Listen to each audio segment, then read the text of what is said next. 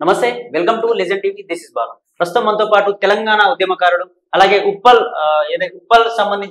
Constituency సంబంధించినటువంటి BJP రాష్ట్ర నాయకులు గడ్డం సాయి కిరణ్ గారు మనతో ఉన్నారు. ఒకసారి మాట్లాడదాం. ఏదైతే తెలంగాణ కాంగ్రెస్ ఏ విధంగా పరిపాలన నడిపిస్తా ఉంది, దీనికి సంబంధించి బీజేపీ మరి వీటికి సంబంధించిన ఏదైతే వ్యతిరేక పాలన అని చెప్తా ఉంది, కానీ వీటి గురించి ఎక్కువగా చర్చించడం లేదు. బయటికి కూడా బీజేపీ ఎక్కువ రాలేకపోతా ఉంది. ఎందుకు? అలాగే రాష్ట్రంలో బీజేపీ అధ్యక్షుడు ఇంకా ఎందుకు నియామకం జరగట్లేదని చెప్పేసి మిగతా విషయాలపైన మాట్లాడే ప్రయత్నం చేద్దాం. అన్న నమస్తే. అన్న ఏంది మీరు తెలంగాణ ఉద్యమంలో పాల్గొన్నారు, అలాగే మహాత్మా జ్యోతిబా పూలే ఉత్సవ కమిటీలో కూడా మీరు మెంబర్ గా వర్క్ చేసారు.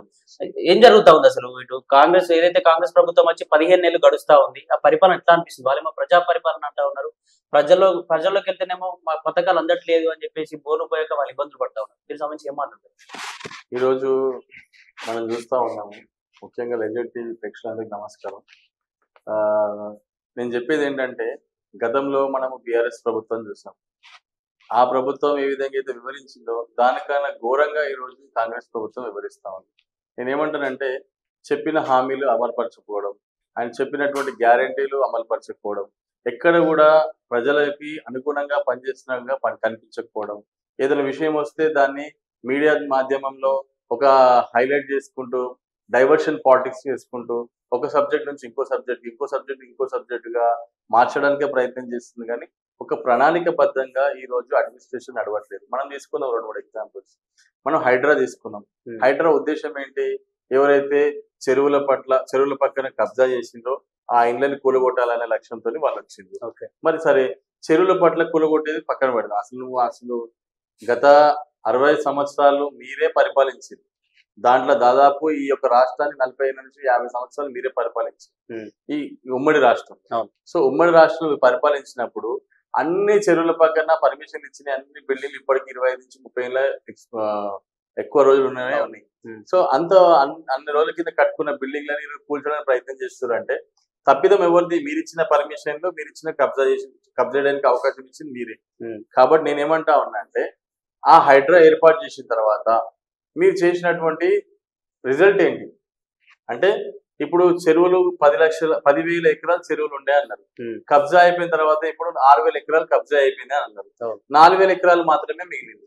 నిజంగా హైడ్రా వచ్చిన తర్వాత 4,000 ఎకరాల నుంచి 10,000 ఎకరాలకి వచ్చిందా?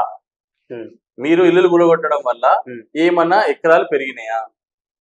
లేకపోతే నీటి శాతం ఏమైనా పెరిగిందా?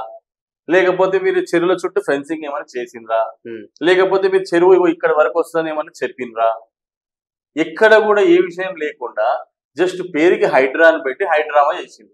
అంటే హైడ్రా తీసుకోవడానికి కారణం ఏంటంటే, ఇప్పుడు ఫ్యూచర్ లో ప్రకృతి విపత్తులు వచ్చినప్పుడు నది తీర ప్రాంతాల్లో కావచ్చు, ఈ చెరువుని తీర ప్రాంతాల్లో కావచ్చు, ఇల్లు కట్టుకుంటే ఎప్పుడైనా మునిగిపోయే ఛాన్స్ ఉంటుంది అని చెప్పేసి భవిష్యత్ కార్యాచరణ కోసం ఇట్లాంటి వాటికి పాల్పడతా ఉన్నామని చెప్పేసి కాంగ్రెస్ చెప్తా ఉంది. మనం హైడ్రాకి ఏ రోజు వ్యతిరేకం కాదు, చేస్తున్న విధానం కరెక్ట్ లేదు.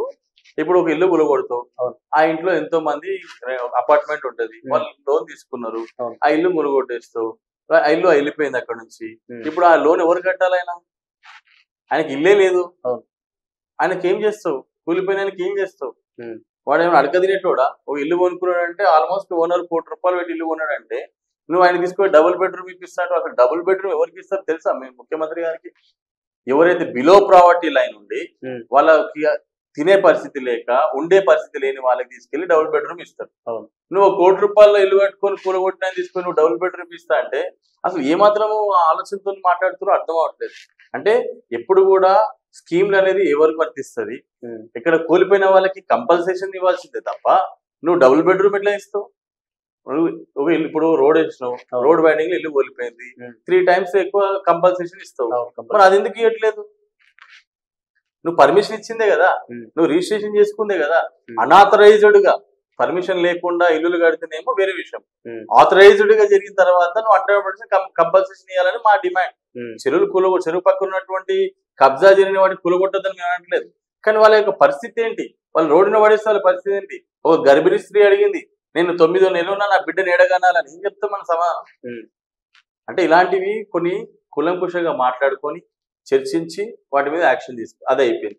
తర్వాత మూసీ అన్నారు, మ్యూజిక్ బ్యూటిఫికేషన్ అన్నారు. ఏం చేసారు? మ్యూజిక్ బ్యూటిఫికేషన్ అంటే మ్యూజిక్కి ఆల్రెడీ కేటీఆర్ గారు గతంలో ఉన్న కేసీఆర్ గారు కలిసి మూసీ పక్కన సైకిల్ ట్రాక్ ఏర్పాటు చేసారు. సైకిల్ ట్రాక్ ఏర్పాటు చేసిన తర్వాత దాని అవతల మళ్ళా నీకు ఆ జోన్ ఎట్లా మారుతుంది చెప్పండి. ఆల్రెడీ సైకిల్ ట్రాక్ ఏర్పాటు చేసిండ్రు, శిల్పారామం వచ్చేసింది, తర్వాత రెసిడెన్షియల్ జోన్ గులగొడతా అంటే ఎట్లయితుంది? ఇవి గులగొట్టిన తర్వాత అది గులగొట్టాల్సింది. మరి సెక్రటరీని కూడా గులగొట్టాలి కదా. మరి మన ఉన్నటువంటి అక్కడ రాజ్భవన్ కూడా గులగొట్టాల్సిందే కదా. ఇవన్నీ కూడా మూసిగా దగ్గరలో ఉన్న వాటివే కదా. అంటే మనము గమనించాల్సింది ఏంటంటే, మీకు నిజంగా చిత్తశుద్ధి ఉంటే బ్యూటిఫికేషన్ చేయండి. మూసీలో మంచినీళ్ళు కాదు కొబ్బరి నీళ్ళు వారించండి, నాకు తప్పలేదు.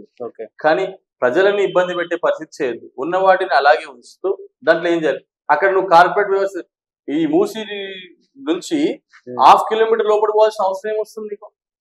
అంటే ఈ 1/2 కిలోమీటర్ లోపలికి వెళ్తే ఏం జరుగుతుంది అంటే పెద్ద ఎత్తున కన్స్ట్రక్షన్ చేయొచ్చు, లక్షల కోట్లు సంపాదించవచ్చు అనే ఆలోచనతో చేసింది.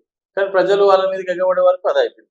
అది అలా జరిగింది. తర్వాత ఏమంటారు, బీసీ రిజర్వేషన్ కి వ్యతిరేకత బీజేపీ వాళ్ళు, రాజ్యాంగాన్ని మార్చమంటారు బీజేపీ వాళ్ళు అని ఇట్లా డైవర్షన్ పాలిటిక్స్ చేయడానికి ప్రయత్నం చేస్తా ఉన్నారు. ఇప్పుడు హెచ్సి వచ్చింది, హెచ్సి రాగానే ఏమంటున్నాడు, ఇప్పుడు బ్రిటిష్ వాళ్ళతోని కన్నా ఘోరంగా బీజేపీ ప్రభుత్వం ఉందని మాట్లాడుతా ఉన్నారు. అరే బ్రిటిష్ వాళ్ళ కన్నా ఘోరంగా ఉంటే ఈరోజు మొత్తం యావత్ భారతదేశంలో 20 రాష్ట్రాల్లో భారతీయ జనతా పార్టీ పోతుందంటే అర్థం చేసుకోవాలి. ఒక రెండు సీట్లు ఉన్నటువంటి భారతీయ జనతా పార్టీ నరేంద్ర మోడీ గారి నాయకత్వంలో ఈరోజు ప్రపంచ దేశాలన్నీ కూడా దేశ ఔన్నత్యాన్ని కాపాడే విధంగా ఈరోజు నరేంద్ర మోడీ గారు పోతూ ఉంటుంటే, ఈరోజు దేశంలో ఉన్నటువంటి అన్ని రాష్ట్రాలలో నరేంద్ర మోడీ గారి యొక్క కాషాయం జెండా ఎగురుతుంటే మీరు ఏం మాట ఈ రోజు వచ్చేసి ఈరోజు బ్రిటిష్ పాలన నడుస్తుంది, వీళ్ళు తరిమి కొట్టాలంటే మేము సిటిజన్స్ కాదా? As a we are citizens, how can you say that? నీకేం రైట్ ఉందండి మనం నిలబెట్టడానికి? మేము పాకిస్తాన్లమా, మేము తీవ్రవాదులమా, ఉగ్రవాదులమా? అది వెనక్కి తీసుకోకపోతే దీని రూపం వేరేలా ఉంటది. 100% ఆయన రేవంత్ రెడ్డి గారి మీద అంటే ముఖ్యమంత్రికి మనకు గౌరవం ఉంటది. కానీ మీరు ఇట్లా బ్రిటిష్ వాళ్ళతో పోల్చడం అనేది తగదు. మేము ముక్తు కాంగ్రెస్ అన్నాం, ముక్తు భారత్ అన్నాం. ఎందుకు? కాంగ్రెస్ నుంచి దేశం విముక్తి కావాలన్నాం. అంటే కాంగ్రెస్ వాళ్ళే రాజ్యాంగాన్ని కాపాడుతా ఉన్నారు, అంబేద్కర్ సంబంధించిన ఏదైతే అంబేద్కర్ సంబంధించిన ఐడియాలజీని కాపాడుకుంటూ వస్తా ఉన్నాం అని చెప్పేసి ఎప్పుడు పార్లమెంట్ లో కూడా రాహుల్ గాంధీ గారు రాజ్యాంగ బుక్ను పట్టుకొని తిరుగుతా ఉన్నారు. మీరు దానికి సంబంధించి ఇప్పటికే మార్చేస్తామని చెప్పారు. మళ్ళీ కూడా బీజేపీ 400 సీట్లు వస్తే ఖచ్చితంగా రాజ్యాంగాన్ని తీసేస్తారని చెప్పేసి కూడా వాళ్ళు సంబంధించి చర్చలు చేస్తా ఉన్నారు. ప్రధానంగా 400 సీట్లు రాని 500 సీట్లు రాని అసలు ఈ యొక్క బీజేపీలో ఉన్నటువంటి నాయకులు ఎవరైనా రాజ్యాంగాన్ని మారుస్తామని చెప్పారా? వాళ్ళు క్రియేట్ చేసినటువంటి ఆ సోషల్ మీడియా క్రియేట్ చేసినటువంటి ఊపు తప్ప అసలు ఎవరు మాట్లాడి చెప్పండి. రాజ్యాంగాన్ని మార్చినటువంటి మా మోడీ గారు అన్నారా, మా అమిత్ షా గారు అన్నారా, మా గడ్కరీ గారు అన్నారా, లేకపోతే ఇంకెవరన్నా మా యోగి ఆదిత్యనాథ్ అన్నారా? ఎవరన్నారు రాజ్యాంగాన్ని మార్చుతామని? ఎవరు అనలేదు. అన్నట్టు మనకు ప్రూఫ్స్ ఉంటే చెప్పండి. ఎక్కడ వీళ్ళ యొక్క అపోహని ప్రజల్లో క్రియేట్ చేసి ఏదో చేసి, ఎందుకంటే ఇండియా మొత్తం కూటమి అయినాం, ఇండియా కూటమి మొత్తం అయినాక కూడా ఇది యొక్క నరేంద్ర మోడీని కొట్టలేకపోతున్నాము, ఇన్ని పార్టీలను కలుపుకుంటే కూడా నరేంద్ర మోడీ గారి యొక్క నాయకత్వాన్ని మనము దింపలేకపోతున్నాం, ఆయన రోజు బలపడుతుంది తప్ప ఆయన యొక్క శక్తిని తగ్గించలేకపోయినాం అని చెప్పేసి కసితోని ఫ్రస్ట్రేషన్ తోని రాజ్యాంగాన్ని మార్చాలి. నేను చెప్తున్నా, అంబేద్కర్ గారికి ప్రధానమైనటువంటి శత్రువులు ఎవరంటే కాంగ్రెస్. ఎందుకంటే ఆ రోజు అనేక సందర్భాల్లో అంబేద్కర్ గారికి మహాత్మా గాంధీకి మధ్యలో అనేక సందర్భాల్లో గ్యాప్స్ వచ్చినాయి. అరే ఇది ఇలా కాదు, ఇలా ప్రవేశపెట్టాలంటే ఆయన హింసించారు, అది ఇలా కాదు ఇలా కాదు ప్రవేశపెట్టాలని హింసించారు. అంబేద్కర్ గారిని ఎప్పటికప్పుడు ఓడగొట్టే ప్రయత్నం చేసింది మీరు కాదా? అంబేద్కర్ గారు నిలబడ్డ దగ్గర ఇంకో మనిషిని పెట్టి ఓడగొట్టింది మీరు కాదా? అంబేద్కర్ గారికి ఎప్పటికప్పుడు కించపరిచింది మీరు కాదా? మీరు చేసినటువంటి రాజనీతి వల్లనే, మీరు చేసినటువంటి కించపరచడం వల్లనే, ఒక జాతిని చిన్న చూపు చూడడం వల్లనే అంబేద్కర్ గారు కాన్స్టిట్యూషన్ ఆఫ్ ఇండియాలో ఆ విధంగా రాయడం జరిగింది. అది మీరు మర్చిపోతున్నారు. మరి అంతకుముందు బీజేపీ లేదు, పరిపాలించలేదు బీజేపీ ఎక్కడ కూడా. అది అర్థం చేసుకోవాలి కదా.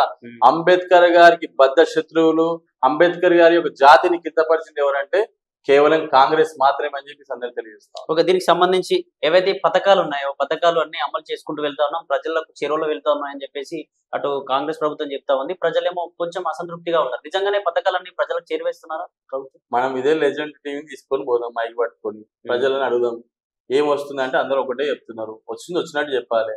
ఫ్రీ బస్, ఆ ఫ్రీ బస్ కూడా ఏమైతుందంటే పైసలు పెట్టి కొనుక్కునేటోని విలువ లేకుండా అయిపోయినారు.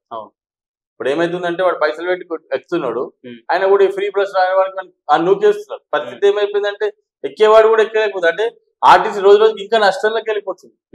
అంటే నేను అక్కడ పోయినా కూడా నాకు విలువ లేదు, బస్సు ఎక్కే పరిస్థితి లేదని చెప్పేసి ఎక్కువ దాంట్లో వెళ్ళే పరిస్థితి చేస్తున్నాడు. కానీ దీనివల్ల ఫ్రీ బస్సు చేయడం వల్ల కూడా ఏం జరిగింది, అటు ఆటో డ్రైవర్లకి ఇబ్బంది అయిపోయింది, క్యాబ్ డ్రైవర్లకి ఇబ్బంది అయిపోయింది, వాళ్ళ పరిస్థితి వాళ్ళ కుటుంబాన్ని నడిచే పరిస్థితి లేదు. సరే వాళ్ళకి ఇబ్బంది జరిగింది, ఇబ్బంది జరిగినప్పుడు ఆ ఆటో డ్రైవర్లు ఎప్పుడైనా పట్టించుకున్నావా, వాళ్ళతో మాట్లాడినావా, వాళ్ళకి ఏమైనా డబ్బులు ఇవ్వగలిగినావా, వాళ్ళకి ఏమైనా ఇంకో దారి చూపించగలిగినావా? ఎక్కడ కూడా ఒక ప్రణాళిక అడ్మినిస్ట్రేషన్ ప్రాపర్ లేకపోవడం వల్ల ఇలాంటి ప్రాబ్లమ్స్ క్రియేట్ అవుతున్నాయి. నేను ఒకటి అడగదలుచుకున్నా, నిజంగా నీకు చిత్తశుద్ధి ఉంటే ఎందుకు నీ 6 గ్యారెంటీలు అమలు అవుతలేవు?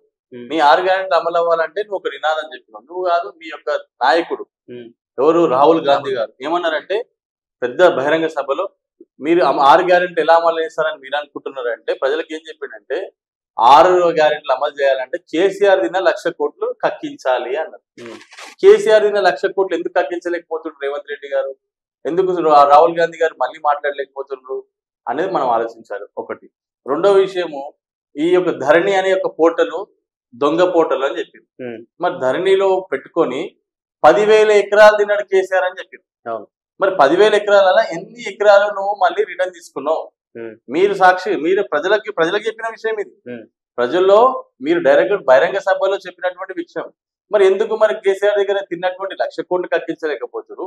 ఎందుకు కేసీఆర్ కబ్జా చేసినటువంటి 10,000 ఎకరాలు తీసుకురాలేకపోతున్నారు? అంటే వీళ్ళకు బీఆర్ఎస్ కి కాంగ్రెస్ సపోర్ట్ గా ఉంటుందని అనుకోవచ్చు. ఎగ్జాక్ట్లీ, నేను అదే చెప్పబోతున్నాను. ఇప్పుడు విషయం ఏంటంటే ఈ రోజు కేసీఆర్ రేవంత్ రెడ్డి ఇద్దరు ఒక సఖ్యతకు వచ్చి, అందుకే రేవంత్ రెడ్డికి సపోర్ట్ చేస్తూ ఏ రోజు కూడా అసెంబ్లీకి రాకుండా ఫామ్ హౌస్ లో నిద్రపోతూ ఫామ్ హౌస్ లో ప్రజలు ఇచ్చేటువంటి జీతంతో తిని పడుకుంటున్నట్టు తప్ప, నేను అడుగుతా ఉన్నాను, నిజంగా కేసీఆర్ గారికి చిత్తశుద్ధి ఉంటే ఎందుకు ప్రజా సమస్యల మీద నీకు అసెంబ్లీకి రావడం లేదు? నీకు అంత ఇష్టం లేకపోతే నువ్వు రాజీనామా చేయి, రాజీనామా చేసి ఫామ్ హౌస్ లో ఎప్పటికి పడుకో, నేను అడిగేటోడు ఉన్నాడు. వీడు విషయం ఏంటంటే జీతం తీసుకపోతావు, ఆ ఒక్క రోజు కూడా ఎందుకు వస్తుండంటే ఆ అటెండెన్స్ చేయకపోతే ఆయనకి రద్దు అవుతుంది, ఎమ్మెల్యే సీట్ రద్దు అవుతుంది, ఎమ్మెల్యే పదవి పోతానే ఉద్దేశంతో వచ్చి ఒక్కరోజు అటెండెన్స్ చేస్తాడు, వెళ్ళిపోతాడు, తర్వాత కనిపించాడు. మళ్ళీ వీళ్ళు మాట్లాడుతుంటే పులి వస్తుంది, సింహం వస్తుంది, ఎవరికి పులి ఎవరికి సింహం, ఆయనకు ఉండొచ్చు, వాళ్ళ ఇంటికి ఉండొచ్చు. ఎవరి పులి సింహాన్ని తరిమి కొట్టి వాత పెట్టారు కాబట్టి కూర్చున్నారు ప్రతిపక్షంలో. ఇంకా పులి ఎక్కడి, సింహం ఎక్కడి? అంటే కాంగ్రెస్ ప్రభుత్వం ఏం చెప్తా ఉందంటే కేసీఆర్ అప్పులు చేసిపోయిండు, కాళేశ్వరం కావచ్చు, మేడిగడ్డ విషయంలో కొన్ని 1,00,000 కోట్ల స్కామ్ జరిగింది అని చెప్పేసి కూడా బయట పెడతాం, అధికారంలో రాగానే బయట పెడతాం అని చెప్పి ఇప్పటికి కూడా వాటిపైన స్పందించలేదు. ఎందుకు అంటే నిజంగానే వీళ్ళకి కూడా ఏదైనా పొత్తుందని అనుకోవచ్చు దానికి సంబంధించి? ఇక్కడ విషయం చెప్పాలండి, ఇది చాలా పెద్ద విషయం. ఏ కేసు పెట్టినా అది ₹1,00,00,000 మనీ ల్యాండింగ్ వచ్చింది అనుకోండి, మనీ ఇన్వాల్వ్మెంట్ అయినప్పుడు ఈడీ ఇన్వాల్వ్ అవుతుంది. సో ఈడీ ఇన్వాల్వ్ అయినప్పుడు ఆటోమేటిక్ కేసు ఎవరికి పోతుంది? కేంద్ర దర్యాప్తు సంస్థలు చూస్తాయి. కేంద్ర దర్యాప్తు సంస్థలు చూసి ఆ కేంద్రంలో దర్యాప్తు సంస్థలు దర్యాప్తు చేసి అరెస్ట్ చేసినాయి అనుకోండి, ఈ క్రెడిట్ ఎవరికి పోతుంది? కేంద్రానికి పోతుంది. సో అందుకే ఎక్కడ ఎఫ్ఐఆర్ బుక్ చేయకుండా లోపల మాట్లాడుకొని వాళ్ళు పైసలు సెట్ చేసుకొని ఇద్దరు ఒకటిగా పోతున్నారు. ఇటు కాంగ్రెస్ బీఆర్ఎస్ ఇద్దరు ఒకటిగా పోతున్నారు. అర్థం చేసుకోవాల్సిన విషయం ఏంటంటే నిజంగా వాళ్ళకి చిత్తశుద్ధి ఉంటే ఎందుకు కేసీఆర్ మీద మీరు చేసినటువంటి ఆరోపణలు కేసు ఎందుకు పెట్టలేకపోతున్నారు? కనీసం దర్యాప్తు ఎందుకు స్టార్ట్ చేస్తలేరు? ఎందుకంటే ఈ దర్యాప్తు సంస్థలు ఏజెంట్లన్నీ కూడా కేంద్రంవి, రేపు పేరంతా కూడా కేంద్రంకి వస్తుంది. ఇప్పుడు మన కవిత మీద దర్యాప్తు చేసిండ్రు, అరెస్ట్ అయింది, అరే బీజేపీ వాళ్ళు అరెస్ట్ చేయించారు. బీజేపీ ఎందుకు ఉంటుంది అంటే చట్టం ఉంటుంది, ఎప్పుడు కూడా ఒక చట్టం చూసుకుంటది. ఈడీకి బీజేపీకి సంబంధం ఏముంటది? కోర్టుకి బీజేపీకి సంబంధం ఏముంటది? ఇక న్యాయస్థానం కూడా పార్టీలాగా ఆలోచించి ఇక న్యాయస్థానం ఎందుకు మనకి? సో కాబట్టి 100% వీళ్ళు లోపాయత్కంగా మాట్లాడుకొని మీరు తిన్నది మాకు మాట్లాడుకొని మీరు తినడం మేము మనం అని చెప్పేసి వీళ్ళు అది ఎప్పుడు కూడా చెప్తారు ఏంటంటే కేసీఆర్ రేవంత్ రెడ్డి చేసింది ఏంటంటే నువ్వు కొట్టినట్టు చేయి నేను ఏడిచినట్టు చేస్తా, రేవంత్ రెడ్డి నువ్వు నన్ను కొట్టినట్టు చేయి నేను ఏడిచినట్టు చేస్తానే నినాదం నడుస్తుంది ఈ రోజు కేసీఆర్ది కాంగ్రెస్. ఓకే, ఇది ఇలా ఉంటే హెచ్సియుకి సంబంధించి భూములు 400 ఎకరాల భూమి ఏదైతే ఉందో దీనికి సంబంధించి అయితే పెద్ద తెలంగాణ ఉద్యమం తలపించేలా ఉద్యమాలకు జరిగిన స్టూడెంట్ నుంచి ప్రొటెక్షన్ జరుగుతాం. దీనికి సంబంధించి 171 కోట్ల ఇన్వెస్ట్మెంట్ అనే కంపెనీ ద్వారా కంపెనీకి లంచం ఇచ్చాడు రేవంత్ రెడ్డి అని చెప్పి దీనికి మధ్యవర్తిగా బీజేపీకి సంబంధించిన ఎంపీ ఉన్నాడని చెప్పేసి ఈ రోజు కేటీఆర్ గారు ప్రెస్ మీట్ లో చెప్పారు. నేను హరీష్ రావు గారు మాట్లాడారు, కేటీఆర్ చెప్పారు. దీనికి సంబంధించి ఏం చెప్తారు? విషయం ఏంటంటే ఇప్పుడు ఇక్కడ ఎవరో ఎంపీ ఉన్నట్టయితే అది తప్పు చేసినట్టయితే మా యొక్క నాయకత్వం కూడా ఒప్పుకోదు. నిజంగా మీకు చిత్తశుద్ధి ఉంటే ఆరోపణలు కాదు ముందు పెట్టండి, పలానా నాయకుడు పలానా దగ్గర నుంచి మీడియేటర్ ఉండి ఇతనికి రేవంత్ రెడ్డికి సెట్ చేసింది అనే మాట ఏమైనా ఉంటే చెప్పండి. బహుశా అది వాళ్ళే చేసిండ్రేమో నేను అనుకుంటున్నాను. అది వాళ్ళు చేసింది వీళ్ళు మా ఇంకో పార్టీ మీద రుద్దొచ్చు, ఎందుకంటే ఈరోజు చూస్తూ పోతుంటే భారతీయ జనతా పార్టీ రోజు రోజుకి క్రమక్రమంగా ఎదుగుతా ఉంది. ఈ భారతీయ జనతా పార్టీ ఇక్కడ వచ్చిందంటే డబుల్ ఇంజిన్ సర్కార్ అయిపోతుంది. ఇక మన కన్సైగలు కూడా ఈ పార్టీ ఇక్కడ సైడ్ రామని చెప్పేసి కేసీఆర్ ఆడుతున్నటువంటి నాటకంలో ఇది ఒక భాగస్వామ్యం అని నేను అనుకుంటున్నాను. ఏదైతే బీసీ విషయానికి వస్తే బీసీ నినాదం కవిత గారు ఎత్తుకోవడం పట్ల మీ అభిప్రాయం ఏంటన్నా? అసలు నేను దయచేసి నేను చెప్తున్నాను, మన బీసీలందరూ కూడా చలనం తెచ్చుకొని బయటికి రావాలి. ఎందుకంటే బీసీలు అంటే ఈ ప్రభుత్వాలకి స్కీమ్స్, బీసీలు అంటే ఈ ప్రభుత్వాలకి డబ్బులు, బీసీలు అంటే ఈ ప్రభుత్వాలకి ఓట్లు, బీసీలు అంటే ఈ ప్రభుత్వాలకి పెన్షన్లు, ఇంతే చూస్తున్నారు తప్ప బీసీల యొక్క గౌరవాన్ని కాపాడడం కానీ, బీసీల యొక్క ఆత్మగౌరవాన్ని కాపాడదామని కానీ, బీసీలను రాజాధికారులకు తీసుకొద్దామని కానీ, రాజకీయంగా, ఆర్థికంగా, సామాజికంగా వాళ్ళకు సపోర్ట్ చేద్దామని కానీ ఏ ప్రభుత్వాలు లేవు. ఇప్పుడు గమనించాల్సింది ఏంటంటే, మనం గమనించాల్సింది బాగా ఓటు బ్యాంక్ రాజకీయాన్ని మనం చూస్తున్నారు తప్ప మనకు సీట్లు ఇచ్చే ఆలోచనలు లేరు. ఈరోజు మనం చూసుకుందాం బీసీ నినాదం. ఈరోజు నరేంద్ర మోడీ గారు ఒక బీసీ ప్రధాని, భారతీయ జనతా పార్టీ బీసీలు ఎంచుకున్నది. 27 మందికి క్యాబినెట్ లో చోటు ఇచ్చింది బీసీలకి. 61% సోషల్ ఇంజనీరింగ్ చేసింది. 61% బీసీ, ఎస్సీ, ఎస్టీ మైనార్టీలకు ఇచ్చింది ఈరోజు భారతీయ జనతా క్యాబినెట్ లో చోటు. నేను అడుగుతా ఉన్నాను, అసలు బీసీలకి గత ప్రభుత్వంలో ఇచ్చినటువంటి 20,000 కోట్లు ఖర్చు జరిగిందా? జరగలే. బీసీలకి ఈ ప్రభుత్వం ఇచ్చినటువంటి మొన్న 5,000 కోట్లు ఫస్ట్ బడ్జెట్ లో ఖర్చు జరిగిందా? జరగలే. మొన్న 1,126 కోట్లు ఇచ్చారు, అంటే 3.26% ఇచ్చారు. అంటే బీసీలకి 1,00,000 కోట్లు ఇస్తామని చెప్పేసి ఈ యొక్క బీసీ డిక్లరేషన్ లో చెప్పి ప్రతి బడ్జెట్ లో 20,000 కోట్లు పెడతారు. 1,100 కోట్లు ఎందుకు పెట్టాల్సి వచ్చింది? మళ్ళా బయటికి కపట నాటకం ఏంటంటే బీసీలు అంటే మాకు ఆత్మగౌరవము, బీసీలు అంటే చాలా గౌరవము, వాళ్ళ యొక్క ఆత్మగౌరవాన్ని కాపాడమే మా యొక్క గొప్ప లక్ష్యం, ఎందుకంటే వాళ్ళకి 42% రిజర్వేషన్ ఇస్తున్నాము అని చెప్పుకుంటూ నువ్వు 42% బడ్జెట్ లో కనీసం 10% కూడా ఇవ్వకుండా మనం పిచ్చోళ్ళని చేస్తున్నావా? అంటే అంత అన్పడగల్లా కనిపిస్తున్నావా? Definitely you will see the results. అది ఏం జరగబోతుందో రేపు చూస్తావు. డెఫినెట్లీ దీనికి సంబంధించి రేవంత్ రెడ్డి ఏం చెప్తా ఉన్నాడు అంటే, బీసీలకు 42% రిజర్వేషన్ ని మా అసెంబ్లీలో, మా తెలంగాణ రాష్ట్ర అసెంబ్లీలో మేము ఈ బిల్ పాస్ చేశాం, మరి కేంద్రానికి నిజంగా ఆ బీసీలకు న్యాయం చేసే సత్తా ఉందా అని చెప్పేసి సవాల్ చేస్తా ఉన్నాడు. కేంద్రంకి ఏం అవసరం అండి రిజర్వేషన్? ఇక్కడ అమలు చేసి ఇప్పుడు ఈ రాష్ట్రంలో కేంద్ర స్థాయి రాష్ట్రంలో ఉన్నటువంటి రిజర్వేషన్ రాష్ట్ర స్థాయికి పరిమితం. అది ఇప్పుడు తమిళనాడు ఉంది, అక్కడ ఎంబీసీ కోటా అని ఒకటి ఏర్పాటు చేసింది. వాళ్ళు అక్కడ మోస్ట్ బ్యాక్వర్డ్ క్లాస్ ఎక్కువ ఉన్నారు కాబట్టి అక్కడ కార్పొరేషన్ ఏర్పాటు చేసుకుంది. అక్కడ ఉన్నటువంటి ఒక రిజర్వేషన్ వాళ్ళు 60% అక్కడ బీసీలు ఉన్నారని చెప్పి 60% రిజర్వేషన్ వాళ్ళు చట్టబద్ధత చేసుకున్నారు. ఎక్కడ కూడా ఈ రాష్ట్రానికి సంబంధించినటువంటి రిజర్వేషన్ ఆ రాష్ట్రంలో ఉంటాయి.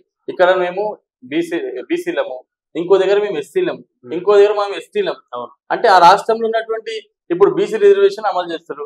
మరి మా కులస్తుడు బీసీ ఒక దగ్గర ఉన్నాడు, ఎస్సీ ఒక దగ్గర ఉన్నాడు, ఎస్టీ ఒక దగ్గర ఉన్నాడు, మరి ఏం చేయాలి? మరి అందుకు ఇలాంటి ప్రాబ్లమ్స్ వస్తాయి కాబట్టి ఈ రాష్ట్రంలో ఉన్నటువంటి ఎస్సీ, ఎస్టీ, బీసీల రిజర్వేషన్స్ రాష్ట్ర పరిమితికే పరిమితం. ఈ పూర్తిగా అది ఎప్పుడు కూడా కేంద్ర ప్రభుత్వం పోవాల్సిన అవసరం లేదు. ఇది ఒక జస్ట్ నాటకం అంతే. ఓకే, దీనికి సంబంధించి బీజేపీ విషయానికి వస్తే, తెలంగాణ రాష్ట్ర బీజేపీ ఇంకా ఎందుకు రాష్ట్ర అధ్యక్షుడిని ఇంకా పేరు బయట పెట్టట్లేదు? లోన ఏదైనా అంతర్గతంగా ఏమైనా జరుగుతా ఉన్నాయా వ్యవహారం అని చెప్పేసి ఈ బీజేపీ కార్యకర్తలు అయితే వెయిట్ చేస్తా ఉన్నారు, ఇంకెప్పుడా అని ఏం చెప్తా ఉంటున్నారు? చూడండి, భారతీయ జనతా పార్టీ అనేది ఒక పెద్ద పార్టీ. ఎందుకంటే ఈరోజు మా గతంలో 20 లక్షలు ఉన్నటువంటి మెంబర్షిప్ ఈరోజు 50 లక్షల పైన మెంబర్షిప్ జరిగింది తెలంగాణలోనే. అంటే ఎందుకు చెప్తున్నా అంటే, సంస్థాగతంగా డివిజన్ ప్రెసిడెంట్లు, డిస్ట్రిక్ట్ ప్రెసిడెంట్లు, స్టేట్ ప్రెసిడెంట్, జాతీయ ప్రెసిడెంట్ ఈ విధంగా ఉంటారు అన్నమాట. సో సంస్థాగతంగా డివిజన్ ప్రెసిడెంట్లు అయిపోయినాయి, మండల ప్రెసిడెంట్లు అయిపోయినాయి, డిస్ట్రిక్ట్ ప్రెసిడెంట్లు అయిపోయినాయి, ఇప్పుడు నెక్స్ట్ స్టేట్ ప్రెసిడెంట్ అవుతుంది. సో సంస్థాగతంగా మా యొక్క అన్ని ప్రెసిడెంట్లు అయిపోయినాయి కాబట్టి ఇప్పుడు స్టేట్ ప్రెసిడెంట్ వస్తుంది. స్టేట్ ప్రెసిడెంట్ అయినటువంటి 10 days లోనే 1 week లోనే నేషనల్ ప్రెసిడెంట్ ఉంటాడు. అది ఒక క్రమంగా ఒక చర్యగా పోతుంటది. అది దాన్ని మనం ఎందుకు వక్రీకరించాలి? 100% ఛాన్స్ ఉందా అధ్యక్షుడు? 200% బీసీకే జరుగుతుంది. దాంట్లో సవాలే లేదు. 200% రేపు కాబోయేటువంటి అధ్యక్షుడు బీసీఏ ఉంటారు. ఏదైతే మీ ఉప్పల్ కాన్స్టిట్యున్సీలో మీరు ఒకప్పుడు ఎమ్మెల్యే కూడా టికెట్ కోసం ట్రై చేసారు, రాలేకపోయింది. అయినా కూడా బీజేపీ నాకు ఎప్పుడో ఇస్తుంది, నా కష్టాన్ని ఖచ్చితంగా గుర్తిస్తా అని చెప్పేసి వెయిట్ చేస్తా ఉన్నారు. నెక్స్ట్ వచ్చే ఎలక్షన్స్ మీకు ఏమన్నా టికెట్ ఇచ్చే అవకాశం ఉందా? ఎందుకంటే మీరు ఎక్కడ అన్యాయం జరిగినా మీ ఉప్పల్ కాన్స్టిట్యున్సీలో ముందుంటారు. మూసి అయితే మీ చుట్టూ ఉంటది, ఆ పరిహార ప్రాంతాల్లో చాలా ఇబ్బందులు జరుగుతూ ఉంటాయి, మీకు బాగా చూస్తూ ఉంటారు. దీనికి సంబంధించి ఏం చెప్తారు?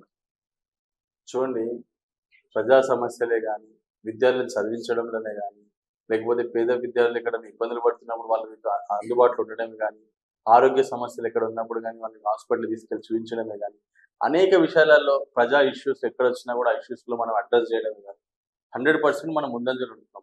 కానీ అంతిమంగా ఏమవుతాయంటే టికెట్ ఇచ్చేటప్పుడు పార్టీ నిర్ణయం మీద ఆధారపడి ఉంటుంది. ఓకే. సో పార్టీ నిర్ణయం అధిష్టానం ఏం చెప్తే దానికి కట్టుబడి ఉండాల్సిన ఆలోచన మనలో ఉంటుంది. సో దానిలో భాగంగానే మనం ముందుకు కొనసాగుతాం. ఓకే. సో మనం కష్టపడతాము, ప్రజల్లో మనం పేరు తెచ్చుకుంటున్నాం, సాధించుకుంటాం. మాకు ఒక లక్ష్యం ఉంది, ఎమ్మెల్యే కావాలని. 100% ఒక యువ నాయకుడిగా మనకు ఆలోచన ఉంటుంది. ఆ యొక్క సిస్టమేటిక్ గానే మనం పోతున్నాము. మనం చిన్నతనంలోనే అన్ని చూసినాం. ఒక పవర్ చూడాలని ఉంది, చూస్తాం. ప్రజలు ఆశీర్వదిస్తే పవర్ వస్తుంది. ఫస్ట్ టికెట్ ఇవ్వాలంటే పార్టీ ఆశీర్వదించాలి, తర్వాత ప్రజలు ఆశీర్వదించాలి. అది విషయం జరిగేది. డెఫినెట్ గా ఆ విధంగా మనం పోతుంటాం, కొనసాగుతుంటాం, నడుస్తుంటాం. ఓకే. చివరగా మీ బీజేపీ ప్రభుత్వం నుంచి కావచ్చు, మీ బీజేపీ ఒక రాష్ట్ర నాయకులుగా కావచ్చు, ప్రజలకు ఏం చెప్పాలనుకుంటున్నారు తెలంగాణ ప్రజలు?